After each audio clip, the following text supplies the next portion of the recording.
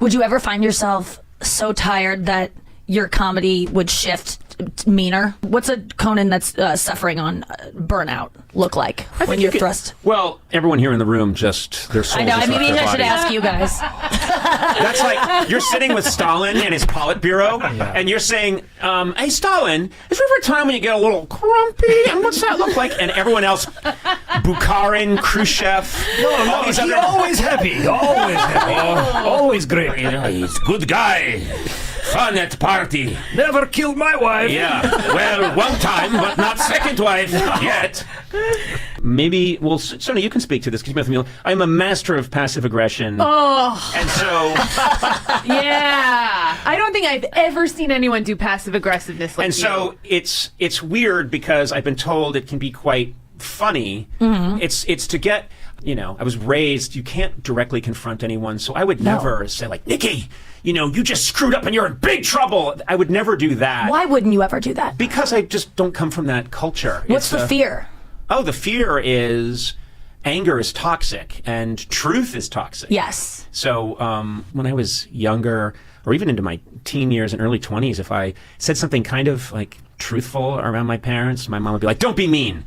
Like, that's mean. The truth is mean. The truth is mean. Yes. So what happens is, I think we hyperdevelop, this is my breakdown, every culture has their way of doing it, but I think one of the reasons that Irish people are funny is because it's all they'll allow themselves. At least the branch I come from, we're not the type to say, hey, I really didn't appreciate what you did in there.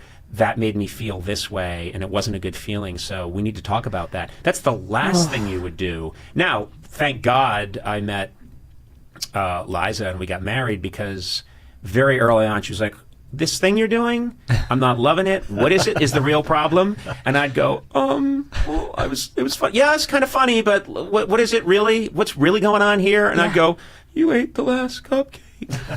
And you wanted that cupcake. Is that what you then say? I was hoping that I could have that cupcake. Wow. I kind of was hoping I could have that cupcake.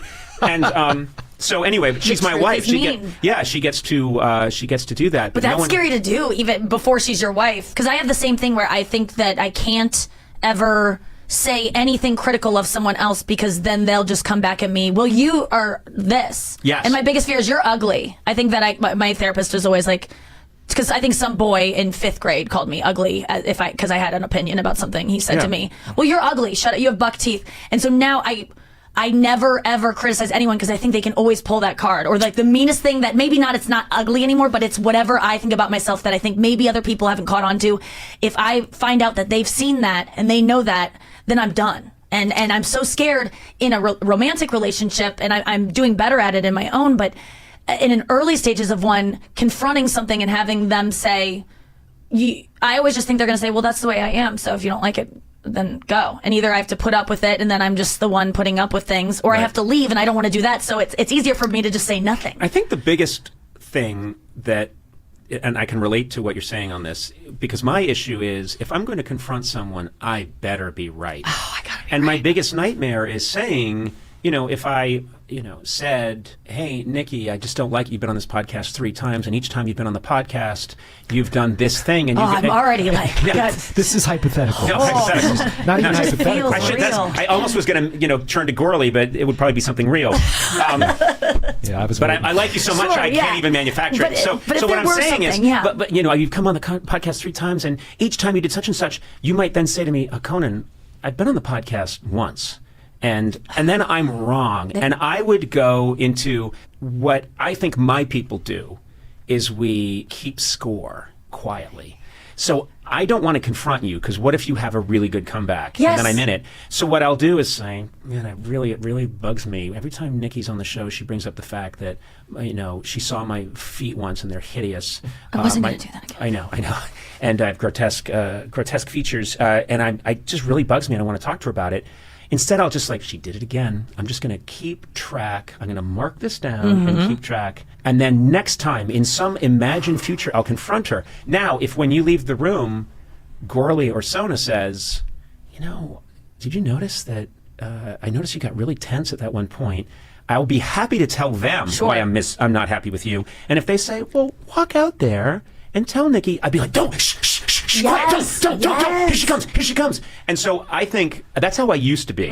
I've gotten a lot better just chipping away through, therapy, cognitive therapy, wanting to be different, I think, which is the big thing. Tracing the thoughts. Yeah, tracing the thoughts. I'm a big believer in cognitive therapy because it's so logical, which is when you're panicking, write down on a legal pad, what is it you're afraid will happen? And then one of the things you'll write down is, well, I'm afraid that this person will say that I'm ugly. And in that moment, that feels real to you. Walk away, 20 minutes later, come back, look at the list of things that you're really afraid, and you're going to say, those things are going to look stupid to you. Yeah. You're going to say, I'm not ugly. I'm demonstrably a very attractive person. So that's just stupid. Once you're removed from the thought for 25, 30 minutes, and then you see it written down on paper, you see how empty it is. I'm afraid Conan won't speak to me. Well, no, he's not like that. That's not going to happen. I mean, actually, it could. Now I know. And guess what? You are right on the edge.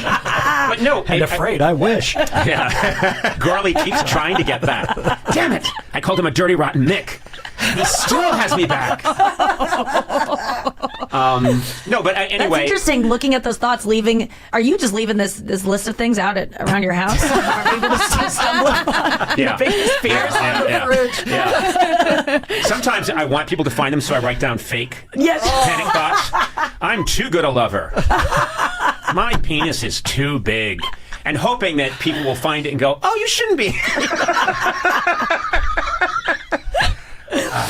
Yeah, I think that's a good way to looking back on it, how ridiculous it is, because I know this all sounds ridiculous and all these fears I have, but it is interesting to be so scared of confrontation and so scared to stand up for yourself unless you know you're right, which is why I really enjoy being vegan, because I just know it's the only thing I'm sure about I'm right about.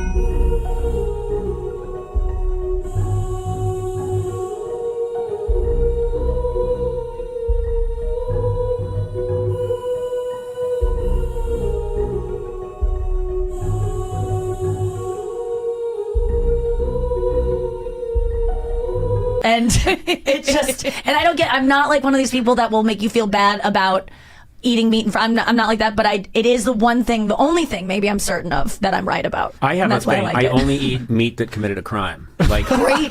Yeah, there's a service that will get Yes. you a cow that trampled someone, a pig that attacked a dog, and so they're tried, they have a fair trial, and they have representation, and then they're murdered or put to death. Oh, I would like that. Yeah, and I so, could stand behind that. Yeah, I love eggs. Those are a little tricky because what did the unborn egg do? Yeah. But I believe life begins at hatching. So Sometimes I think maybe the animal that we are eating ate animals in a past life. Yes. So it's paying for it. No, my way, because I do love, I love eating. I'm a meat eater. And I love meat. So I am very good at very imaginative at coming up with horrible things that that cow did. That entitle me to this wonderful steak. Yeah. And that works fine for me.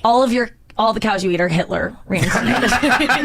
They're racist. I eat racist animals. So, and conversely, I look at a salad and go, that salad's done too much good in this world. Yes. I can't take it out. Oh my God. Yeah. I must set it free. Yes. He's always setting his salads free in the wilderness, and he doesn't understand that they can't go anywhere. One So day, it's like, go salad, go. One day. Live your own life. one day they'll do a Free little range salad.